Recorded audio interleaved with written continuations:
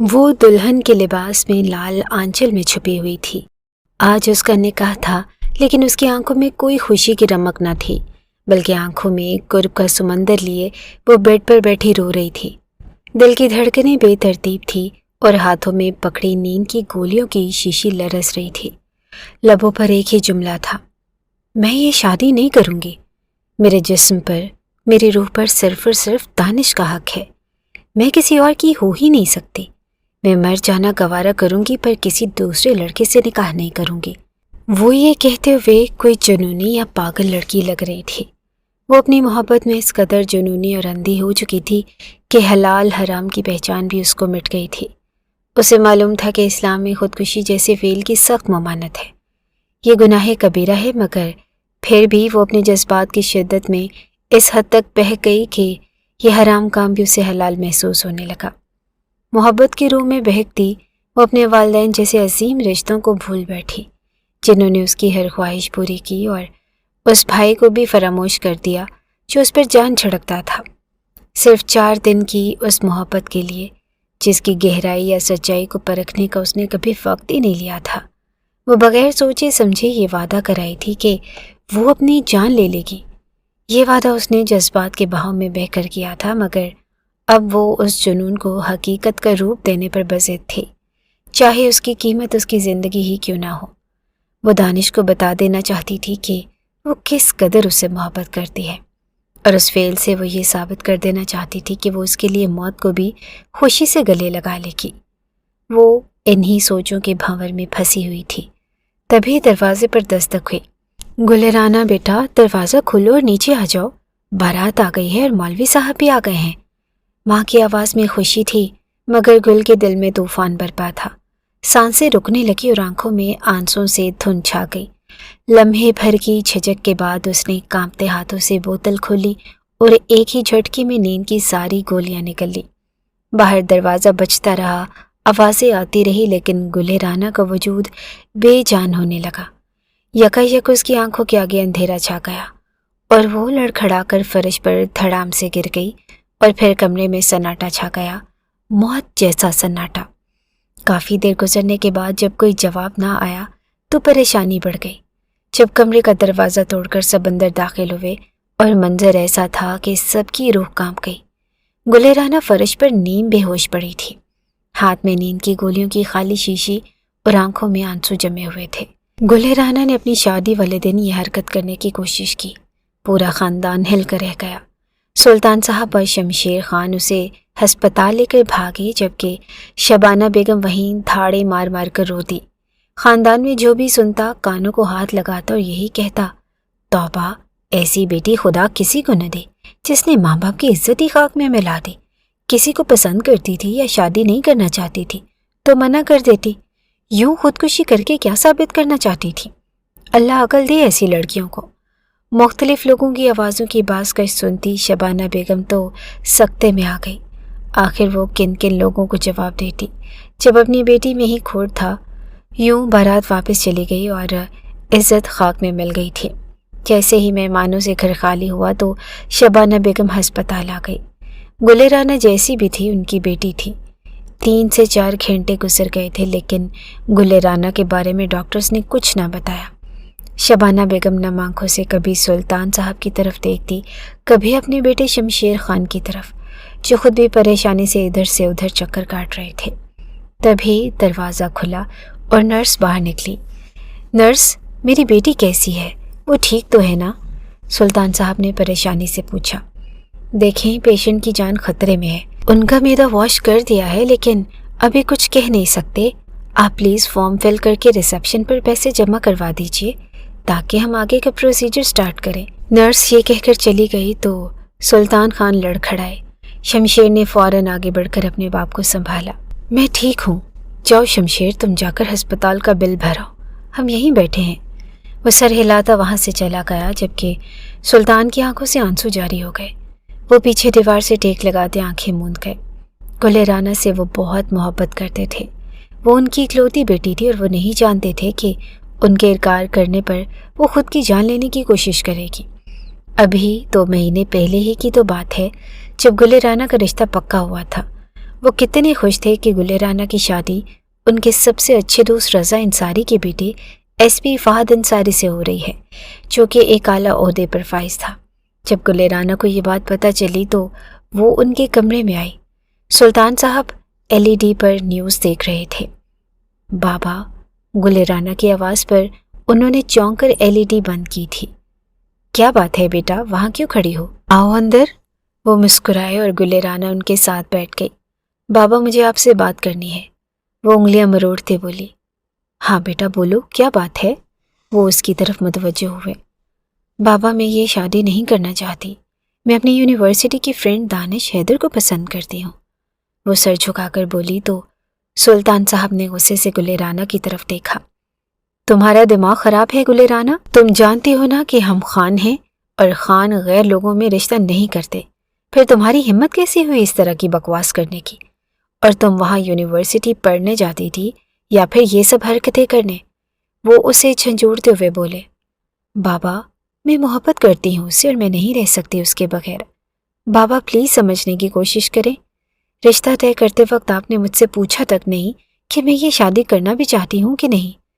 وہ روتے ہوئے بولی، گل اب کچھ نہیں ہو سکتا اور میں تمہارا باپ ہوں، تمہارے لیے جو بہتر ہوگا میں وہی کروں گا۔ پورا خاندان جانتا ہے کہ میں نے تمہارا رشتہ پکا کر دیا ہے اور تمہارے پیپرز کے فوراً بعد شادی ہے، تو گل رانا بہتر یہی ہوگا کہ خاموشی سے شادی کر لو، مجھے مجبور مت کرو کہ میں تم پر سختی کروں۔ وہ غصے سے دھاڑے تو وہ سہم کر اپنے روم میں چلی گئی۔ وہیں دروازے پر بیٹھ کر وہ پھوٹ پھوٹ کر روتی۔ سب ناشتے کی ٹیبل پر بیٹھے کھانا کھانے میں مصروف تھے، جبکہ گل رانا اپنی سوچوں میں گمسم سی پلیٹ میں چمچ ہلا رہی تھی۔ گل رانا، کھانا کھاؤ، اور کھانا کھانے کے بعد فہد اپنی ماں کے ساتھ آئے گا تو تم شمشیر اور اپنی ماں کے ساتھ جا کر شادی کے لیے ڈریسز لے آؤ، پھر تمہارے پیپر سٹارٹ ہو جائیں گے اور پھر ٹائم نہیں ملے گا تمہیں، اس لیے نکاح اور ولیمے کے کپڑے جا کر لے آؤ اور باقی سب کچھ ہم خود کر لیں گے۔ سلطان صاحب بولے تو گل رانا نے سہم کر باپ کی طرف دیکھا، جو تنبیہی نگاہوں سے گل کو دیکھ رہے تھے۔ بابا، میں اس سے پہلے کہ وہ بولتی، سلطان صاحب نے ہاتھ کے اشارے سے اسے مزید بولنے سے روکا۔ گل رانا، اگر تم مجھے پہلے بتاتی تو شاید میں مان جاتا، لیکن اب رشتہ ہو چکا ہے اور میں اپنے دوست کو زبان دے چکا ہوں، تو اس لڑکے کو بھول جاؤ، اسی میں تمہاری بہتری ہے۔ وہ اس کے سر پر ہاتھ رکھتے اٹھ گئے اور وہ آنکھوں میں نمی لیے خاموشی سے سر جھکا گئی۔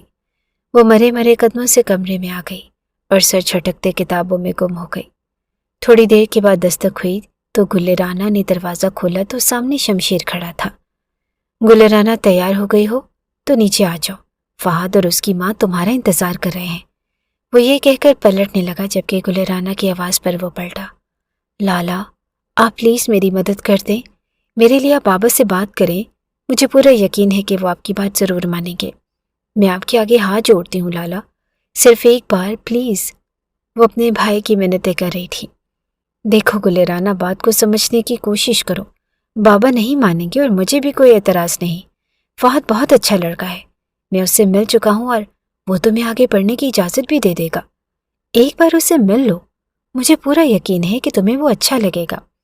اب مزید کوئی بحث نہیں، چلو جلدی کرو انہیں اور انتظار مت کرواؤ۔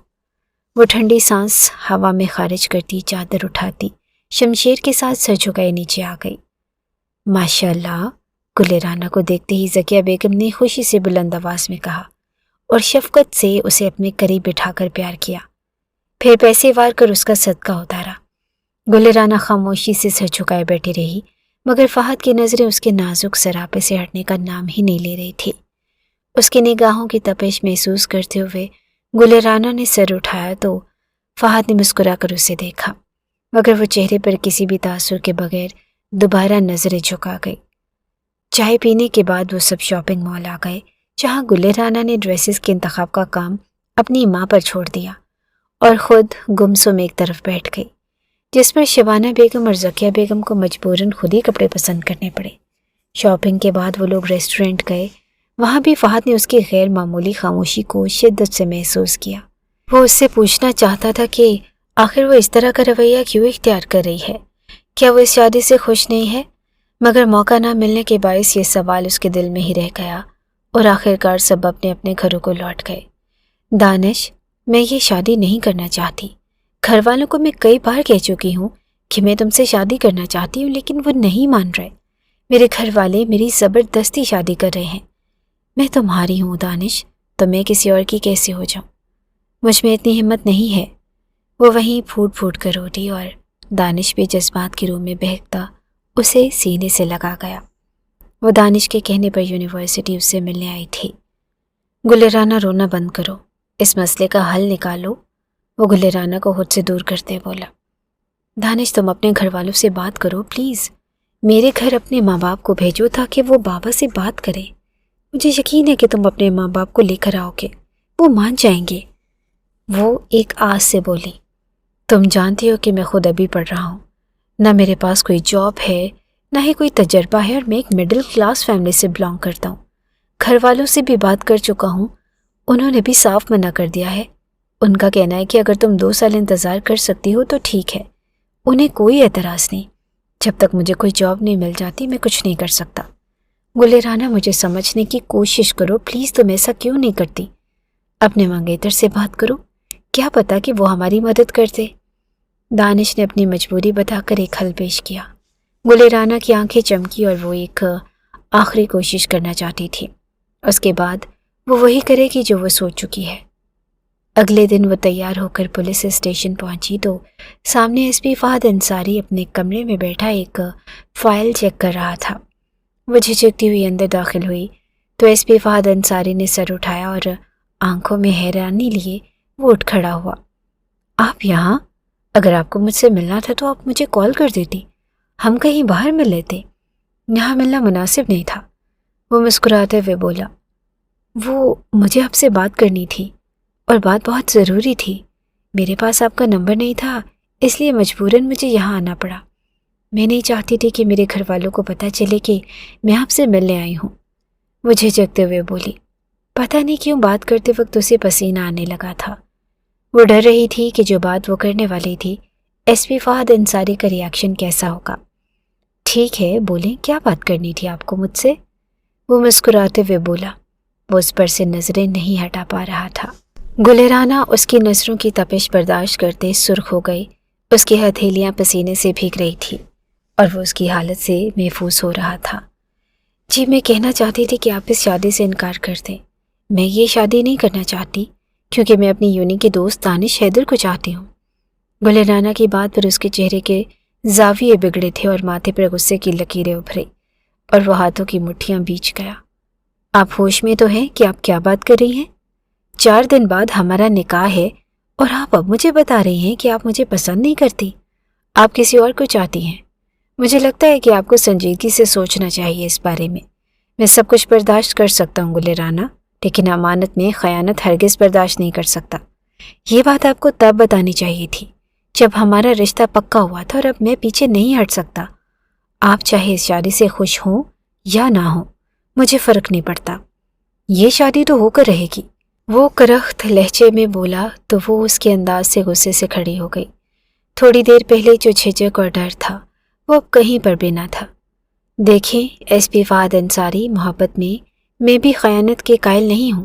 میں نے دانش حیدر سے محبت کی ہے، میرا دل اسی کے لیے دھڑکتا ہے اور اسی لیے آپ سے بات کرنے آئی تھی، کیونکہ میں وہ لڑکی نہیں محبت کسی اور سے کروں اور شادی کسی اور سے۔ اگر آپ نے کسی سے محبت کی ہوتی تو آپ کو احساس ہوتا کہ محبت ہوتی کیا ہے۔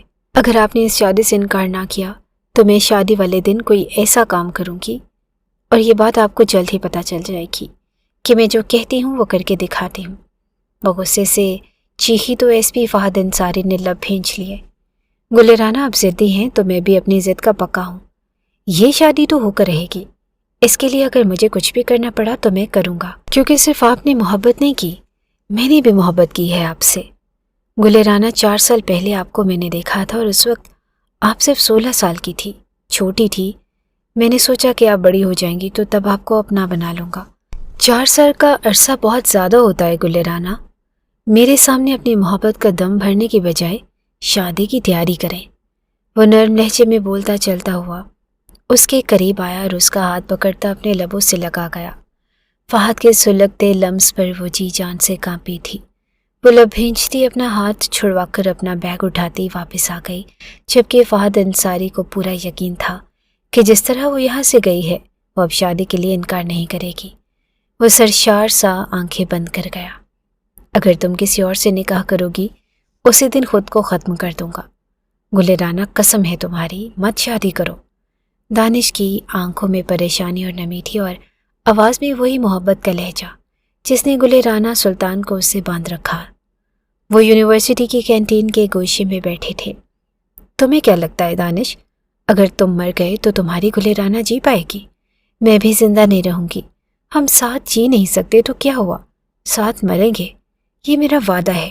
دانش تمہاری گل رانا کا وعدہ ہے، تم بھی وعدہ کرو، گل نے لرزتی آواز میں کہا اور اپنی ہتھیلی اس کی طرف بڑھا دی۔ وعدہ، وہ بولا اور اس کی ہتھیلی تھام لی۔ گل رانا نے ہر کوشش کر لی تھی لیکن سلطان صاحب ضد پر اڑے رہے۔ مجبوراً گل رانا کو یہ راستہ اختیار کرنا پڑا۔ ایس پی فہد انصاری بارات لے کر آیا تو بہت خوش تھا، لیکن اس کی خوشی کو نظر اس وقت لگی جب اس سے پتہ چلا کہ گل رانا نے اس شادی سے بچنے کے لیے خودکشی کی کوشش کی۔ وہ خاموش ہو گیا اور بارات واپس لے گیا۔ وہ پچھتا رہا تھا کہ کاش وہ اس دن ضد اور انا میں نہ آیا ہوتا، اس کی بات مان لیتا، اس شادی سے انکار کر دیتا تو گل رانا کو انتہائی قدم نہ اٹھانا پڑتا۔ صرف 2 سال کے اندر دانش حیدر سے محبت میں اس حد تک آگے بڑھ چکی تھی کہ اب پلٹ کر آنا تقریباً ناممکن لگ رہا تھا۔ دل کی ہر دھڑکن، ہر سوچ اور ہر خواب میں صرف وہی شخص بس گیا تھا۔ اس نے اپنی خوشیوں، سکون اور حتیٰ کہ اپنے اصولوں کو بھی اس محبت کے لیے قربان کر دیا۔ اب وہ ایسی راہ پر تھی جہاں سے واپسی کا مطلب اپنے وجود کو توڑ دینا تھا۔ چاہ کر بھی وہ خود کو اس احساس سے آزاد نہیں کر پا رہی تھی، کیونکہ یہ محبت اس کی زندگی کا ایسا حصہ بن چکی تھی جسے سانس لینا، جس کے بغیر جینا محال ہو۔ 24 گھنٹے گزر چکے تھے لیکن صورتحال اب بھی غیر یقینی تھی۔ ڈاکٹر کی خاموشی اور محتاط رویہ گھر والوں کی پریشانی کو مزید بڑھا رہا تھا۔ گل رانا بے ہوش تھی اور بار بار یہی کہا جا رہا تھا کہ اگر اس نے 24 گھنٹوں کے اندر ہوش نہ سنبھالا تو وہ کوما میں جا سکتی ہے، اور ایک بار کوما میں جانے کے بعد وہ کب باہر آئے گی یا کبھی آئے گی بھی یا نہیں، اس بارے میں کچھ کہنا ممکن نہ تھا۔ ہر لمحہ انتظار کی اذیت کو بڑھا رہا تھا۔ وقت جیسے تھم سا گیا، سب کی نظریں دروازے کی طرف لگی تھی کہ کب کوئی اچھی خبر سننے کو ملے۔ آخر کار طویل انتظار کے بعد ڈاکٹر باہر آیا۔ اس کے چہرے پر ہلکی سی مسکراہٹ تھی اور اس نے اطمینان سے کہا کہ اب وہ خطرے سے باہر ہے۔ یہ سنتے ہی سب نے سکون کا سانس لیا اور آنکھوں میں جمع آنسو خوشی میں ڈھل گئے۔ 1 ہفتے بعد وہ ہسپتال سے گھر لوٹی تو اس کی حالت دیکھ کر ہر کوئی حیران رہ گیا۔ آنکھوں کے نیچے گہرے سیاہ حلقے پڑ چکے تھے، چہرے کی رنگت میں زردی کھل گئی تھی اور وہ محض 7 دنوں میں اتنی کمزور ہو گئی کہ ہڈیوں کا ڈھانچہ لگنے لگی تھی۔ گھر کا ماحول بھی اس کے لیے بوجھل ہو چکا تھا۔ سلطان صاحب مکمل خاموشی اختیار کیے ہوئے تھے اور ان کی آنکھوں میں شکوہ اور چہرے پر سختی نمایاں تھی۔ وہ اس سے بات تک نہیں کر رہے تھے، جیسے اپنے دل کی ساری محبت پر پردہ ڈال دیا ہو۔ جہانگیر تو اسے دیکھتے ہی غصے سے سرخ ہو جاتا۔ سلطان صاحب اور جہانگیر خان کی ناراضگی کم ہونے کی بجائے ہر دن بڑھتی جا رہی تھی۔ گل رانا کا ضبط جواب دے گیا اور وہی اپنے باپ اور بھائی کے سامنے پھوٹ پھوٹ کر رو دی۔ جہانگیر تو اس کے رونے پر مزید سیخ پا ہو گیا اور اسے کندھوں سے جکڑتے وہ دھاڑا کہ گل رانا کو اپنے کان کے پردے پھٹتے ہوئے محسوس ہوئے۔ کیا ملا تمہیں یہ سب کر کے؟ بدنامی الگ ہوئی، تمہیں احساس بھی ہے گل؟ تمہاری بارات واپس چلی گئی، تمہیں ہمارا ذرا بھی خیال نہیں آیا؟ بتاؤ گل، جواب دو۔ اس شخص کی محبت میں تم اتنی پاگل ہو گئی کہ تم نے موت کو گلے لگانا بہتر سمجھا۔ مجھے سمجھ نہیں آ رہی، 4 دن کے پیار کے لیے تم نے ہماری محبت کا یہ صلہ دیا۔ وہ غصے سے چیختا وہاں سے چلا گیا۔ اس کے الفاظ تیروں کی طرح گل رانا کے دل میں پیوست ہو گئے، مگر وہ خاموشی سے آنسو بہاتی رہی، کیونکہ وہ جانتی تھی کہ اس وقت کوئی وضاحت بھی ان کے دلوں سے شکوہ کم نہیں کر سکتی تھی۔ دانش سے جدائی، ماں باپ اور جان سے عزیز بھائی جہانگیر کی ناراضگی نے اسے اندر سے توڑ دیا تھا۔ وہ خاموش سی گھنٹوں اپنے کمرے میں بیٹھی رہتی۔ کھانا آ گیا تو کھا لیا، ورنہ اپنے ہی دنیا میں گمسم سی بیٹھی رہتی۔ 4 مہینے گزر چکے تھے اور وہ اپنے کمرے تک ہی محدود ہو کر رہ گئی تھی، لیکن سب کی ناراضگی ویسی کی ویسی ہی تھی۔ ایک شبانہ بیگم ہی تھی جو اس کا خیال رکھ رہی تھی۔ رزلٹ آیا تو وہ اچھے نمبر تو نہ لا سکی لیکن پاس ضرور ہو گئی تھی۔ وہ اپنے کمرے میں بستر پر لیٹی ہوئی تھی جب جہانگیر اندر آیا۔ لالا آپ یہاں، کیا ہوا؟ سب ٹھیک تو ہے نا؟ وہ اٹھ کر بیٹھی۔ گلِ رانا کے چہرے پر پریشانی کے آثار نمایاں ہوئے کیونکہ آج کل سلطان صاحب کی طبیعت خراب رہتی تھی۔ جہانگیر خان اس کے سامنے بیڈ پر بیٹھا تو گل کی آنکھوں میں نمی اتر آئی۔ آج کتنے مہینوں کے بعد وہ اس کے ساتھ بیٹھا تھا۔ جہانگیر لالا کیا بات ہے؟ وہ روندی ہوئی آواز میں بولی۔ گلِ رانا، جس کے لیے تم نے مرنے کی کوشش کی وہ تو آج بھی بالکل ٹھیک ہے۔ گولیاں تو اس نے کھائی ہی نہیں تھی۔ تم تو کہتی تھی کہ دانش نے مرنے کی کوشش کی ہے۔ اتنا اندھا اعتماد کرتی تھی تم اس پر کہ تم نے آنکھیں بند کر کے اس پر یقین کر لیا، لیکن وہ تو زندہ ہے اور ایک ریسٹورنٹ میں ایک لڑکی کے ساتھ بیٹھا ہنس ہنس کر باتیں کر رہا تھا۔ تم تو کہتی تھی کہ وہ تم سے محبت کرتا ہے۔ اس کے الفاظ سن کر گلِ رانا پر جیسے قیامت ٹوٹ پڑی، جبکہ جہانگیر خان کی آواز میں طنز، دکھ اور غصہ سب کچھ تھا۔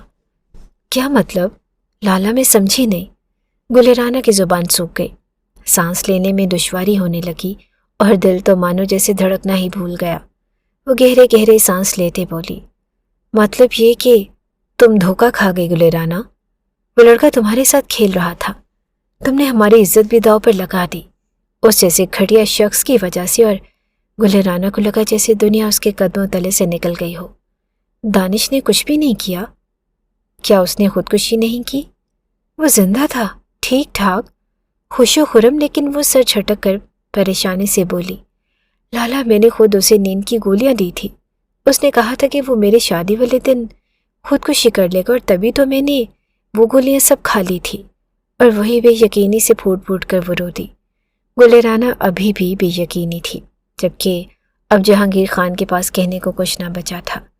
وہ خاموشی سے وہاں سے نکل گیا۔ اگلے دن گلِ رانا دانش کے گھر گئی، لیکن وہاں پہنچ کر جو سچ اس کے سامنے آیا اس نے اس کے وجود سے حرکت چھین لی تھی۔ وہ لمحوں تک وہیں ساکت کھڑی رہ گئی، جیسے کسی نے زمین سے جکڑ لیا ہو۔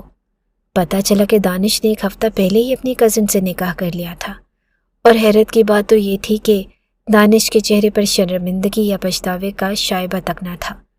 وہ ایسے پیش آ رہا تھا جیسے کچھ ہوا ہی نہ ہو، جیسے گلِ رانا کی محبت اور قربانیاں اس کے لیے کوئی معنی نہ رکھتے ہوں۔ اسی لمحے گلِ رانا نے آنکھیں بند کر لی، دل کرب سے بھر گیا اور اندر ہی اندر وہ مکمل طور پر ٹوٹ گئی۔ دانش کی بے وفائی نے نہ صرف اس کے دل کو چکنا چور کیا بلکہ مرد ذات پر سے اس کا بھروسہ بھی چھین لیا۔ اب اس کے دل میں محبت کی جگہ ایک ایسی تلخ نفرت نے لے لی تھی جو کسی بھی مرد کو دیکھ کر اسے محسوس ہونے لگتی تھی۔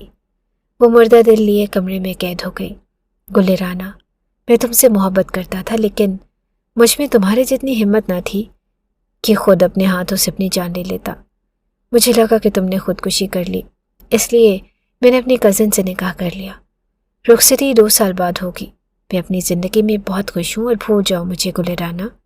کمرے میں دانش کی آوازیں گونجنے لگی۔ وہ اپنے کانوں پر ہاتھ رکھتے اذیت سے چیخ اٹھی۔ گلِ رانا کی چیخوں سے سلطان صاحب، جہانگیر خان اور شبانہ بیگم بھاگے بھاگے آئے۔ سامنے گلِ رانا فرش پر پڑی رو رہی تھی۔ گلِ رانا کی طبیعت اتنی بگڑی کہ وہ ہوش و خرد سے بیگانہ ہو گئی۔ جب اس کی آنکھ کھلی تو وہ ہسپتال میں تھی۔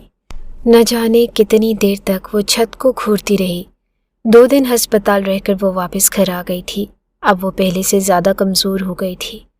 گلِ رانا کی بگڑتی ہوئی طبیعت اور اس کی خاموشی کو دیکھتے ہوئے سلطان صاحب نے فیصلہ کر لیا کہ وہ اس کا رشتہ اپنی بہن کے بیٹے ہشم خان سے طے کر دیں گے۔ اس کی بہن رقیہ بیگم نے پہلے بھی ہشم کے لیے رشتہ مانگا تھا، لیکن تب تک وہ رشتہ پکا کر چکے تھے۔ اب ان کی بہن نے دوبارہ رشتہ مانگا تو وہ انکار نہ کر سکے۔ گھر میں شادی کی تیاریاں تیزی سے شروع ہو گئی، مگر گلِ رانا کا دل اس فیصلے کو ماننے کو تیار نہ تھا۔ اس نے اپنے والد کو روتے ہوئے سمجھانے کی کوشش کی کہ وہ ابھی شادی نہیں کرنا چاہتی، اسے کچھ وقت چاہیے تاکہ وہ اپنے دکھ سے سنبھل سکے اور مکمل طور پر ٹھیک ہو جائے، لیکن اس بار خان کا رویہ سخت اور اٹل تھا۔ انہوں نے یہاں تک دھمکی دے دی کہ اگر اس نے مزید کوئی ضد یا الٹی سیدھی حرکت کی تو وہ خود زہر کھا لیں گے۔ یہ سن کر گلِ رانا کے لب سل گئے اور وہ چپ ہو گئی۔ آج وہ ایک بار پھر دلہن بنی بیٹھی تھی۔ لال رنگ کے بھاری جوڑے میں فل برائڈل میک اپ کے ساتھ وہ ایک اپسرا کی طرح حسین لگ رہی تھی۔ مگر چہرے پر چھایا گھونگھٹ اس کی اندرونی ٹوٹ پھوٹ کو چھپا رہا تھا۔ اپنے کمرے میں خاموش بیٹھی وہ سوچوں میں گم تھی کہ اسی لمحے سلطان صاحب مولوی صاحب کے ساتھ اندر داخل ہوئے۔ نکاح کی رسم شروع ہوئی۔ مولوی صاحب نے بلند آواز میں کہا، گل رانا بنت سلطان خان، آپ کا نکاح ہاشم خان بن یوسف خان کے ساتھ 50 لاکھ روپے حق مہر کے عوض کیا جا رہا ہے۔ کیا آپ کو یہ نکاح قبول ہے؟ چند لمحے وہ گمسم بیٹھی رہی، الفاظ جیسے حلق میں اٹک گئے۔ پھر ہمت جمع کر کے آہستہ مگر واضح الفاظ میں 3 بار قبول ہے کہہ دیا۔ اسی طرح جب ہاشم خان سے پوچھا گیا، اس نے مسکراتے ہوئے پراعتماد لہجے میں قبول ہے کہا، اور ساتھ ہی کمرے میں مبارک سلامت کی آوازیں گونج اٹھی۔ رخصتی کے بعد چند رسمی رسومات ادا کی گئی اور پھر گل رانا کو اس کے نئے کمرے میں پہنچا دیا گیا۔ کمرہ نہایت نفاست اور دلکشی سے آراستہ تھا۔ بیڈ کے چاروں طرف باریک سفید نیٹ کے پردے لگائے گئے تھے۔ بیڈ پر سرخ اور سنہری رنگ کے امتزاج سے تیار کی گئی نفیس بیڈ شیٹ بچھی تھی، جس کے وسط میں تازہ گلاب کی سرخ پتیوں سے نہایت محبت سے دل کی شکل بنائی گئی تھی۔ کمرے کے ہر گوشے میں خوشبودار موم بتیاں جل رہی تھیں، جن کی مدھم روشنی اور مہک نے فضا کو خوابناک اور پرکشش بنا رکھا تھا۔ کمرے کے عین وسط میں ایک چھوٹا سا جھومر لٹکا ہوا تھا۔ اتنی محبت اور پیار سے کی گئی سجاوٹ بھی گل رانا کے دل پر اثر انداز نہ ہو رہی تھی۔ وہ خاموشی سے بے تاثر چہرہ لیے بیٹھی رہی، اور وہ ایک ایسی جذبات سے آری لڑکی تھی جس کے جذبات کب کے مر چکے تھے۔ بس وہ خالی اور مردہ دل لیے ہاشم خان کی سیج سجائے بیٹھی تھی۔ ہاشم خان کمرے میں داخل ہوا تو اس کے چہرے پر ایک دل فریب مسکراہٹ پھیل گئی۔ کمرہ خوبصورت روشنی اور پھولوں سے اچھی طرح سجایا گیا تھا۔ آج اس کی زندگی کی ساری خوشیاں مکمل ہو چکی تھی۔ گل رانا کا ساتھ وہ ساتھ تھا جس نے اس کی زندگی کو مکمل کر دیا۔ خوبصورتی سے لہنگا سجا کر بیڈ پر بیٹھی ہوئی گل رانا اسے دنیا جہاں کی خوبصورتی سمیٹے ہوئے اپنی منتظر محسوس ہوئی۔ مسکراتے ہوئے وہ اندر داخل ہوا اور گل رانا کے سامنے جا کر بیٹھ گیا، لیکن اسے یوں محسوس ہوا جیسے گل رانا یہاں ہو کر بھی یہاں نہیں۔ وہ گمسم سی بستر پر بیٹھی، اس کی آنکھوں میں وہ چمک نظر نہیں آ رہی تھی جو ایک نئی نویلی دلہن کے چہرے پر پہلی رات کی فسوں خیز لمحات کو سوچ کر آتی ہے۔ ہاشم نے مسکراتے ہوئے گل رانا کا ہاتھ تھام لیا۔ ہاشم کے چھونے پر بھی وہ کوئی رد عمل ظاہر نہیں کر رہی تھی، بس وہ بے جان گڑیا کی مان بیٹھی تھی۔ کوئی رد عمل نہ پا کر ہاشم مسکراتے ہوئے اس کے مزید قریب ہوا اور اس کا ہاتھ لبوں سے لگا گیا۔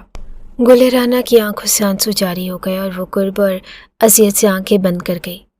گل رانا، میری زندگی میں آ کر میری زندگی کو خوبصورت بنانے کے لیے شکریہ۔ میں وعدہ کرتا ہوں کہ تمہارے ہر درد، ہر تکلیف پر میں مرہم رکھوں گا، کبھی کوئی دکھ نہیں دوں گا تمہیں۔ یہ میرا وعدہ ہے تم سے، یہ تمہارے شوہر کا وعدہ ہے۔ وہ خوبصورت سی گولڈ کی رنگ پہناتے مسکرا کر اس کے چہرے سے گھونگھٹ ہٹا گیا۔ وہ کتنے پل اس کے چہرے سے نظریں نہ ہٹا سکا۔ میں بہت تھک گئی ہوں، میں چینج کرنے جا رہی ہوں۔ اس سے پہلے کہ وہ مزید اس کے قریب آتا، گل رانا بہانہ کرتے ہوئے اٹھ کھڑی ہوئی۔ ہاشم خان کا دل چاہ رہا تھا کہ وہ اس کے پاس بیٹھی رہے اور وہ اس کے حسین سراپے کو سراہتا رہے، لیکن اس کی تھکن کا خیال کرتے ہوئے وہ خاموش ہو گیا۔ تھوڑی دیر کے بعد وہ چینج کر کے واپس آئی تو ہاشم بھی چینج کرنے کے لیے چلا گیا۔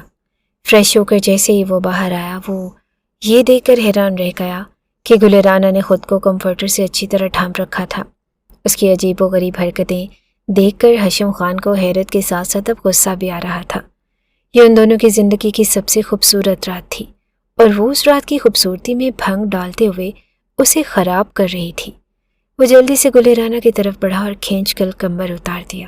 کیا ہوا گل رانا؟ تمہاری طبیعت تو ٹھیک ہے نا؟ مجھے بہت نیند آئی ہے ہاشم، میں تھک چکی ہوں، میں تھوڑی دیر سونا چاہتی ہوں۔ اس سے پہلے کہ وہ دوبارہ لیٹتی، ہاشم نے آگے بڑھ کر اسے کمر سے تھام کر اپنے قریب کر لیا۔ جی نہیں محترمہ، آج آپ میری اجازت کے بغیر نہیں سوئیں گی۔ اور اس سے پہلے کہ وہ مزید آگے بڑھتا، گل رانا نے دونوں ہاتھ ہاشم کے سینے پر رکھتے ہوئے اسے زوردار طریقے سے پیچھے دھکیل دیا۔ وہ اس اچانک امداد کے لیے تیار نہ تھا، اس لیے وہ کھلا کر پیچھے ہٹ گیا، جبکہ اس کی آنکھوں میں واضح غصہ نظر آنے لگا۔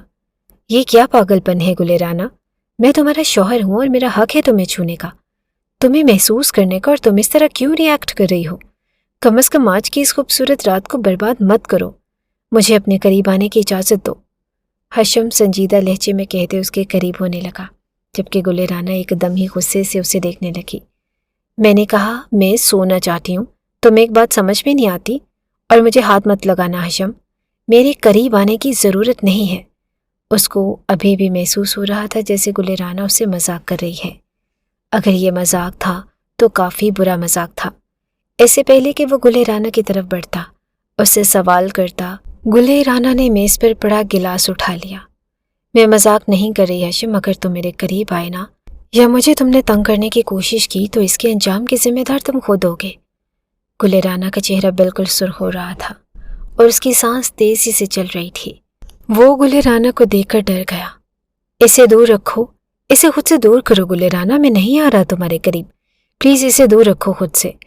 हशम नर्म लहजे में बोलता तेजी से गुलेराना की जानिब बढ़ा और उसके हाथ से वो ग्लास लेकर दूर फेंक दिया।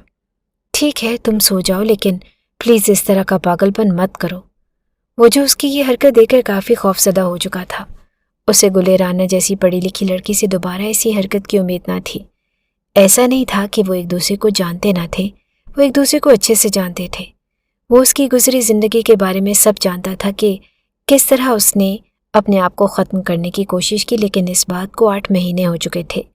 वो काफ़ी हद तक बेहतर भी हो गई थी और फिर वो दोबारा इस तरह क्यों रिएक्ट कर रही थी। गुलेराना ने अपना हाथ हशम खान की गिरफ्त से निकाल लिया और सोने के लिए लेट गई। हशम कुछ देर उसे देखता रहा और जब उसे महसूस हुआ कि वो सो चुकी है, वो उस पर कंबल दुरुस्त करता खामोशी से सिगरेट्स उठाकर टेरेस पर आ गया। क्या क्या ख्वाब नहीं देखे थे उसने इस रात के हवाले से। गुलेराना का साथ उसे मिला भी तो कैसे? न जाने वो इस तरह की हरकतें क्यों कर रही थी। सिगरेट का धुआं फिजा में उड़ाते हुए वो मुसलसल इसी बात को सोच रहा था। उस वक्त उसका रंग बिल्कुल सुर्ख हो रहा था और सर्दी के बावजूद उसे सर्दी का एहसास बिल्कुल भी नहीं हो रहा था। आखिर गुलेराना ऐसे कैसे कर सकती है? क्या वो ये शादी नहीं करना चाहती थी या अभी भी दानिश से मोहब्बत करती है जो गुलेराना उसके करीब भी नहीं आना चाहती? अजियतनाक सोचों ने उसे इर्द गिर्द से घेर लिया। वो ये सब कुछ सोचना नहीं चाहता था, लेकिन उसके बावजूद उसके जहन की स्क्रीन पर यही सोच ही मंडला रही थी। हो सकता है कि किसी किस्म का स्ट्रेस हो, हर सुबह तक नॉर्मल हो जाए और मुझे अभी से गुलेराना के बारे में कोई राय नहीं कायम करनी चाहिए। काफ़ी देर सोचने के बाद वो वापस कमरे में आ गया। वो मुकम्मल तौर पर नींद की वादी में उतर चुकी थी। लाइट बंद करते हशम खान भी बेड पर लेट गया और थोड़ी देर के बाद वो भी नींद की वादियों में गुम हो गया। सुबह उसकी आंख खुली तो गुलेराना पहले ही कमरे से बाहर चली गई थी। उसे ये देखकर गुस्सा आया कि उसे हशम के लिए रुकना चाहिए था, उसका इंतज़ार करना चाहिए था। आखिर उसकी माँ उसके बारे में क्या सोचेंगी? उसे अब हकीकत में गुलेराना पर गुस्सा आया। तैयार होने के बाद वो ऑफिस जाने का इरादा रखता था। वैसे तो उसने सोच लिया था कि वो हनीमून प्लान करेंगे, घूमे फिरेंगे और वो उसे बताएगा कि वो उसे कितना चाहता है, लेकिन अब वो गुलेराना को तकलीफ देना नहीं चाहता था, इसीलिए आज उसका ऑफिस जाने का इरादा था। गुलेराना की सुबह आंख खुली तो हशम खान गहरी नींद में सो रहा था। एक पल के लिए उसने हशम के मासूम चेहरे को देखा जो सुकून से सो रहा था। उसकी आंखों के गोशे नम होने लगे। वो हरगिज़ ऐसा नहीं चाहती थी कि वो हशम के साथ ये सब कुछ करेगी, लेकिन वो जिस तरह की बातें कर रहा था उसे वो दानिश की याद दिला रहा था। उसने भी तो ऐसे ही वादे किए थे कि वो उसके बगैर मर जाएगा और जी नहीं सकेगा। उसके झूठे वादे याद करते कब वो उसे तकलीफ पहुंचा गई वो समझ न सकी। अभी भी वो हशम खान के जागने से पहले कमरे से बाहर चली गई और वो एक बार फिर हशम खान की नाराज़ नज़रों और सवालों का जवाब नहीं दे सकती थी। उसकी फूफी सास किचन में नाश्ता बना रही थी और जैसे उसे देखते ही खिल उठी। वो भी उदास सा मुस्कुराती उस किचन में बर्तन धोने में मदद करने लगी, लेकिन उन्होंने बहुत प्यार और मोहब्बत से गुलेराना के हाथ से बर्तन एक साइड पर रख दी, ये कहकर उसे कमरे में भेज दिया कि अभी वो नई नवेली दुल्हन है और अभी उसके काम करने के दिन नहीं है, आराम करने के दिन है। और वो कमरे में आई तो हशम फ्रेश सा वॉशरूम से निकला था और उसे बेड पर बैठे तैयार देखकर वो मुस्कुराते हुए आया और उसके साथ बेड पर बैठ गया। गुलेराना खामोशी से बैठी रही। खूबसूरत ज़िंदगी की पहली शुरुआत बहुत बहुत मुबारक हो मेरी जान। उसके करीब होता जज्बात के रूह में बहकने लगा और वो उसके सिर पर मोहब्बत से बोसा देता उसके होंठों पर झुकने लगा तो गुलेराना एक बार फिर उसे दूर धकेल गई। तुम्हें मेरी एक बार की कहीं बात समझ नहीं आती कि मेरे करीब मत आओ, لیکن بار بار تم مجھے مجبور کر رہے ہو کہ میں تم پر غصہ کروں، تمہیں ذلیل کروں۔ میں آخری بار کہہ رہی ہوں حشم خان، مجھ سے دور رہو ورنہ خود کو ختم کر لوں گی میں۔ تم مرد سب ایک جیسے ہوتے ہو، ایسے وعدے کرتے ہو جیسے تم لوگ نبھا نہیں سکتے۔ تم مرد ذات اس قابل نہیں ہو کہ تم سے محبت کی جا سکے۔ وہ غصے سے چیخ رہی تھی اور وہ سکتے میں کھڑا اسے سن رہا تھا۔ وہ غصے کو کنٹرول کرتا اس کے قریب ہونے لگا تو وہ ایک بار پھر چیخی۔ غصے سے اس کا وجود کانپنے لگا۔ دور رہو مجھ سے، دور رہو، لیکن وہ اسے نظر انداز کرتا اس کے کانپتے وجود کو سینے سے لگا گیا اور وہ وہیں دھاڑے مار مار کر رو دی۔ ریلیکس رہو گلے رانا، کوئی ہاتھ نہیں لگا رہا تمہیں اور کوئی بھی تمہارے قریب نہیں آئے گا، وہ اسے پیار سے سمجھا رہا تھا۔ اس کی آنکھوں کے سامنے اندھیرا چھا گیا اور وہ ہوش و خود سے بیگانہ ہوتی حشم خان کے بازوؤں میں گر گئی۔ وہ اسے جلدی سے بیڈ پر لٹاتا کچن میں آیا جہاں اس کی ماں رقیہ بیگم کام کر رہی تھی۔ انہیں ساری صورتحال بتاتا وہ ان کے ساتھ کمرے میں آیا تھا۔ تم جاؤ ڈاکٹر کو بلاؤ، اس کی طبیعت ٹھیک نہیں لگ رہی۔ حشم جلدی کرو بیٹا۔ وہ باہر چلا گیا جبکہ رقیہ بیگم اس کے پاس بیٹھ گئی۔ جب اسے ہوش آیا تو آدھی رات کا وقت تھا۔ سامنے حشم خان لیپ ٹاپ پر بیٹھا کام کر رہا تھا۔ پانی؟ وہ لبوں پر خشک زبان پھیرتی بولی تو حشم خان چھوڑتا اس کے قریب آیا اور جگ سے پانی بھر کر دیا تو وہ ایک ہی جھٹکے میں گلاس خالی کر گئی اور لیٹ گئی۔ حشم کچن میں کھانا گرم کر کے آیا اور اس کے سامنے کھانے کی پلیٹ رکھی۔ گلے رانا کھانا کھا لو، پھر دوائی بھی لینی ہے۔ وہ خاموشی سے کھانا کھانے لگی۔ جب وہ کھانا کھا کر فارغ ہوئی تو وہ دودھ کا گلاس اور دوائی لیے کھڑا تھا۔ وہ خاموشی سے دودھ کے ساتھ دوائی لینے لگی اور لیٹ گئی تو حشم اس پر کمبل درست کرتا واپس کام میں مصروف ہو گیا۔ ان کی شادی کو 6 مہینے گزر چکے تھے، جس میں وہ زیادہ تر کمرے میں بیٹھی خلاؤں میں دیکھتی رہتی یا گارڈن میں کرسی پر بیٹھی سوچوں میں گم نظر آتی۔ اس کی پھوپھوس پر قرآنی آیات پڑھ کر دم کرتی اور انہیں نماز اور قرآن باقاعدگی سے پڑھنے کی ہدایت کرتی۔ وہ خاموشی سے انہیں سنتی اور ان کے نورانی چہرے کو تکتی رہتی۔ آہستہ آہستہ وہ نماز اور قرآن باقاعدگی سے پڑھنے لگی تھی۔ حشم خان کے قریب آنے پر جس طرح گلے رانا کی طبیعت خراب ہوتی تھی وہ محتاط رہنے لگا تھا۔ وہ سوچ چکا تھا کہ جب تک وہ مکمل صحت یاب نہیں ہو جاتی اس کے قریب نہیں جائے گا اور وہ اسے پیار سے اپنی طرف راغب کرے گا۔ وہ اسے باہر گھمانے لے جاتا، کبھی وہ لانگ ڈرائیو پر چلے جاتے، کبھی وہ اس کے ساتھ آئس کریم کھانے چلا جاتا، لیکن آہستہ آہستہ وہ ٹھیک ہوتی جا رہی تھی۔ بات کرتے وقت وہ نارمل رہتی لیکن حشم کے قریب ہونے پر وہ ہائپر ہو جاتی تھی۔ وہ آفس سے گھر آیا تو کمرے کا دروازہ کھول کر اندر داخل ہوا۔ وہ جائے نماز پر بیٹھی نماز پڑھ رہی تھی۔ وہ تھوڑی دیر اسے تکتا رہا، پھر فریش ہو کر باہر نکل آیا اور وہ اب بھی جائے نماز پر بیٹھی تھی۔ گلے رانا، وہ اس کی آواز پر سر اٹھائے اس کی طرف دیکھنے لگی۔ کچھ کھایا تم نے؟ حشم نے نرمی سے پوچھا۔ نہیں، بھوک نہیں ہے مجھے، وہ جائے نماز لپیٹتے ہوئے بولی۔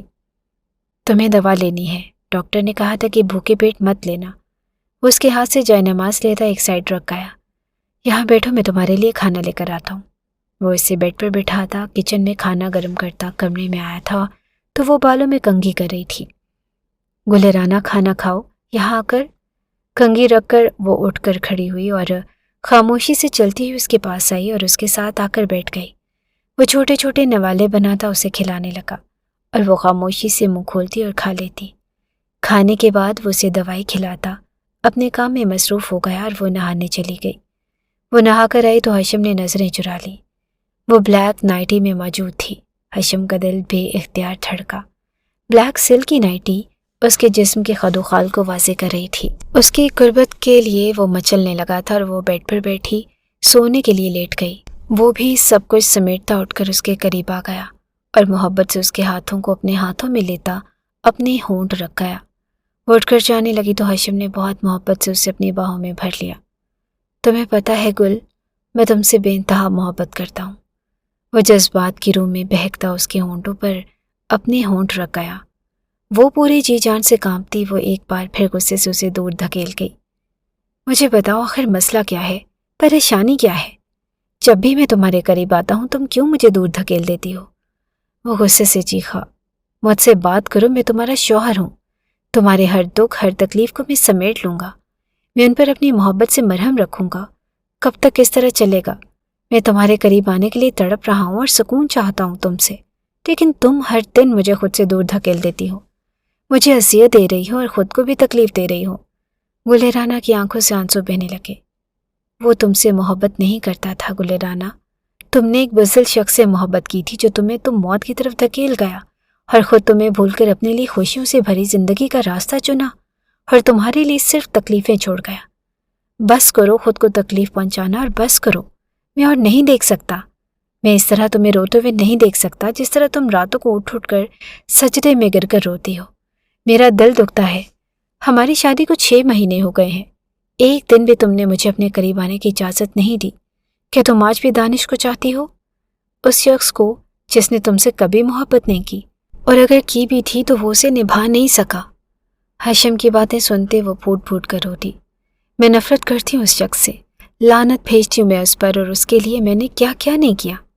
اپنے ماں باپ یہاں تک کہ خود کو بھی رسوا کر دیا، اور وہ خود نکاح کر کے خوش و خرم زندگی گزارا ہے۔ کتنی بے وقوف تھی میں جو اس شخص کی باتوں میں آ کر خود کو ختم کرنے چلی تھی، خود کو ہی بھول گئی۔ ہاشم، یہ تکلیف مجھے اندر ہی اندر کھا رہی ہے، ختم کر رہی ہے۔ میں نے اپنے ماں باپ اور جان سے عزیز بھائی کا دل دکھایا ہے، اللہ بھی مجھے کبھی معاف نہیں کرے گا۔ میں تمہاری بھی گنہگار ہوں، اور ہاشم میں تمہارے لائق نہیں ہوں، پلیز مجھے چھوڑ دو۔ وہ اس کی قمیض کو مٹھیوں میں جکڑ کر روتے ہوئے بولی تو ہاشم نے ٹھنڈی سانس ہوا کے سپرد کی۔ گلے رانا، چھوڑنے کی بات کبھی مت کرنا، اور یہ بھی کبھی مت کہنا کہ تم میرے لائق نہیں۔ میں نے اپنی پوری زندگی صرف تمہیں چاہا ہے، اور تم سے میں آج سے نہیں تب سے محبت کرتا ہوں جب تم صرف 14 سال کی تھی۔ مجھے صرف ایک موقع دے دو، تمہیں میری محبت پر یقین آ جائے گا۔ وہ اسے اپنی باہوں میں بھرتا اس پر جھکا اور نرمی سے اس کے ہونٹوں پر ہونٹ رکھ گیا۔ وہ رونا بھول کر اس شخص کو محسوس کرنے لگی۔ آنکھوں سے آنسو بہہ رہے تھے، اور اس کی سانسوں سے بھی زیادہ قریب ہوتا اس کے ہر زخم پر اپنی محبت سے مرہم رکھ رہا تھا، اور وہ سکون سے آنکھیں موند گئی۔ آج پورے 1 سال 2 مہینے کے بعد وہ گہری نیند سوئی تھی، ورنہ وہ آدھی آدھی رات کو اٹھ کر خود کو کوستی رہتی اور روتی رہتی۔ 2 دن ہو گئے تھے اور وہ اسے نظریں نہیں ملا پا رہی تھی۔ وہ جب بھی اسے دیکھتا وہ سرخ انار ہو جاتی اور اٹھ کر کمرے سے باہر چلی جاتی۔ 1 ہفتے کے بعد اس کے جہانگیر لالا کا نکاح تھا، جس کے لیے وہ کتنی دیر سے اپنے پھپھو کو منا رہی تھی، لیکن وہ منع کر رہی تھی۔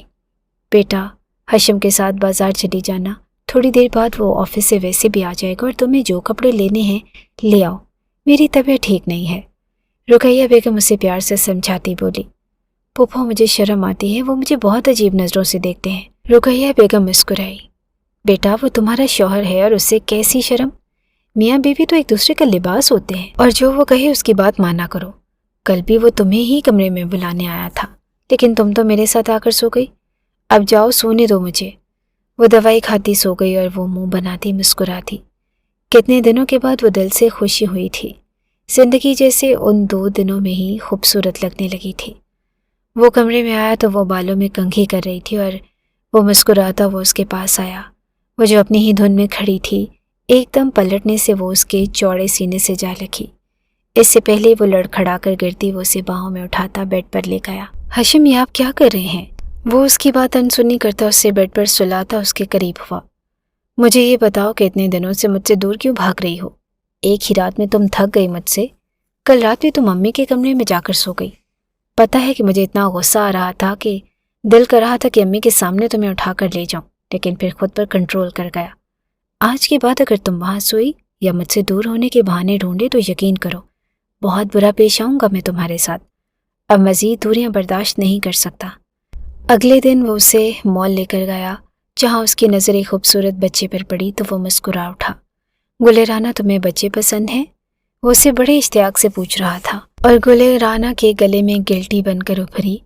نہیں، مجھے بالکل نہیں پسند، بہت شور کرتے ہیں، بچے سنبھالنا بھی تو مشکل ہو جاتا ہے۔ وہ منہ بناتی بولی تو ہاشم نے زوردار کہا لگایا، لیکن مجھے تو بچے بہت پسند ہیں، دیکھو کتنا پیارا ہے۔ میں تو چاہتا ہوں کہ کم از کم ہمارے 9-10 بچے ہونے چاہیے۔ ہاشم نے اپنے لب بھینچ کر اپنی ہنسی کو دبایا تھا۔ جی نہیں، بس 1-2 ہی کافی ہیں، اتنے سارے بچوں کا کیا کریں گے ہم؟ میں تو بس 2 بچے پیدا کروں گی، ایک بیٹا اور ایک بیٹی، بس اس سے زیادہ مجھ میں ہمت نہیں۔ وہ منہ بناتی سر جھکا گئی، جبکہ اتنی بے باکی سے بولنے پر ہاشم نے کہا لگایا، تو وہ روحان سی ہوئی۔ مجھے نہیں کرنی شاپنگ آپ کے ساتھ، آپ بہت بے شرم ہے اور میں جا رہی ہوں۔ اس سے پہلے کہ وہ ناراض ہوتی وہ اس کے قریب ہوا۔ میری جان، میری گلے رانا، ناراض مت ہو، مذاق کر رہا تھا۔ آؤ تمہیں آئس کریم کھلاتا ہوں۔ وہ شاپنگ بیگ گاڑی میں رکھتا، لاک لگاتا واپس گلے رانا کا ہاتھ پکڑ کر اندر آیا اور آئس کریم کھا کر وہ دونوں واپس گھر آ گئے تو سامنے سلطان خان اور جہانگیر خان بیٹھے تھے۔ بابا، وہ ان کے سینے سے لگی رو دی۔ میرا بچہ۔ وہ اس کے سر پر پیار کرتے اسے اپنے ساتھ بٹھا گئے۔ اپنے لالا سے نہیں ملو گی گلے رانا؟ وہ روتے ہوئے اپنے بھائی کے گلے لگی۔ تھوڑی دیر بعد وہ اپنی شاپنگ اپنے لالا کو دکھا رہی تھی۔ وہ بہت خوش لگ رہی تھی کیونکہ جس حالت میں انہوں نے گلے رانا کی شادی کی تھی یہ تو اس سے بہت زیادہ مختلف تھی۔ بھری بھری جسامت، چہرے پر بلا کی معصومیت اور خوشی، خوبصورت سے سوٹ اور میک اپ میں وہ بہت پیاری لگ رہی تھی۔ وہ دل ہی دل میں اس کی بلائیں لیتا اپنی بہن کے ہمیشہ ایسے ہی خوش رہنے کی دعائیں کر رہا تھا، کیونکہ اس کی بہن اتنی مشکلوں سے واپس زندگی کی طرف آئی تھی۔ سلطان خان نے ممنون نظروں سے ہاشم اور رقیہ بیگم کی طرف دیکھا تو وہ دونوں مسکرا دیے۔ گلے رانا بیٹا، تیاری کرو، ہم تمہیں لینے آئے ہیں، ہمارے ساتھ چلو۔